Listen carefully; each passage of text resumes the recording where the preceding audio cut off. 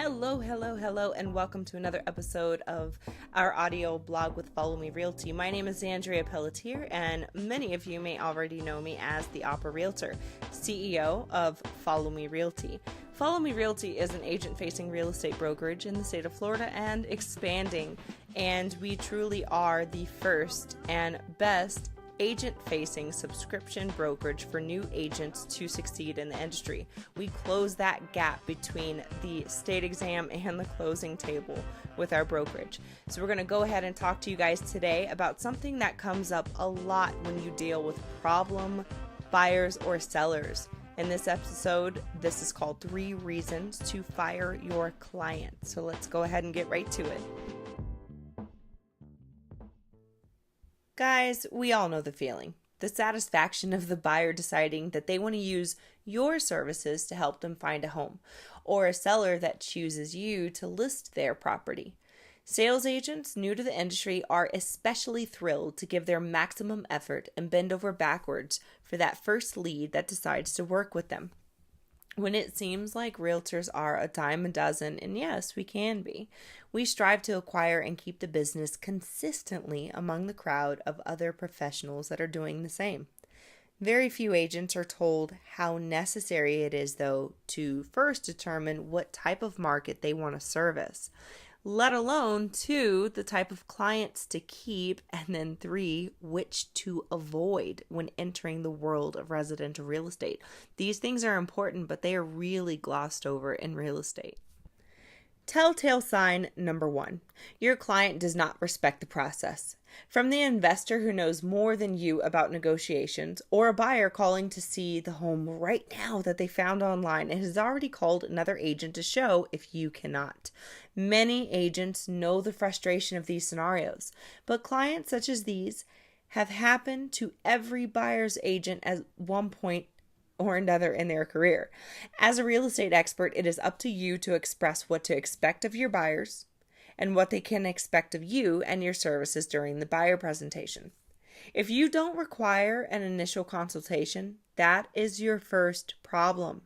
Clients who express little concern or a disregard for your time, channels of communication, and your opinion as the expert during the home search don't respect the real estate process and will only worsen once that buyer is under contract. If you think that this isn't true, if you think that this wouldn't happen to you, or if you're dealing with this situation right now and you have conveniently overlooked all of the signs, all of the red flags, guys, trust me, once you get under contract, it's only going to get worse from here.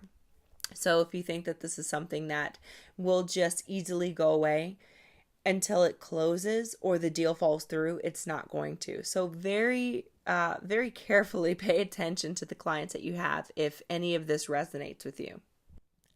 Telltale sign number 2, your seller asks you to cut your commission.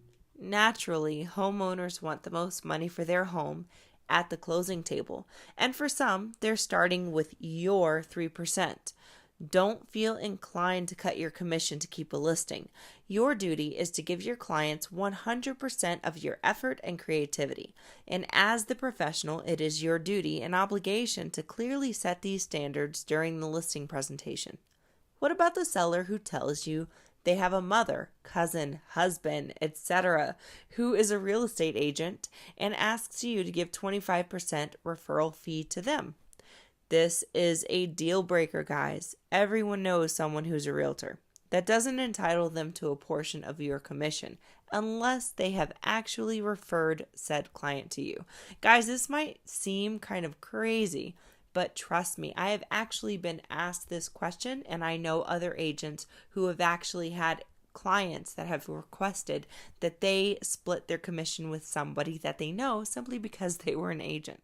Telltale sign number 3, they refuse to be pre-approved with a lender. Okay, guys, this is a big red flag. There are a plethora of reasons to have a financing discussion before showing homes. Everyone's timeline to find a home is different, and a key factor in that timeline is having financials in order. Additionally, sellers aren't required to accept all forms of financing. So as the professional, knowing what types of purchasing power your client has or doesn't have is key to the negotiation process with the listing agent, and all loans are not created equal. So if your client either refuses to provide proof of funds for a cash offer or acquire pre-approval, you are wasting not only your time but the seller's side as well. If your client won't submit a pre-approval, they aren't serious enough to buy. In real estate, trust your intuition when embarking on a new client-agent relationship. Some people connect and some don't. The beauty of this business is having the option to work with who you choose to, and the power to set your own personal preferences for business. Guys, thank you so much for joining us on this episode of our audio blog, 3 Reasons to Fire Your Client. For more information and more free content for new agents, check out followmerealty.me, and we will see you on the next episode. So here's the thing. If you were to Google how to find the right realtor, one of the first websites that come up on this display an article entitled 9 Red Flags to Watch For When Picking a Real Estate Agent. So this is one of the many articles that I found personally about which agents to avoid. But what are the red flags that you are working with a problem client? With this information in short supply, here are 3 telltale signs that it is time to cut ties with your problem client. Because guys, yes, in real estate, it happens all the time.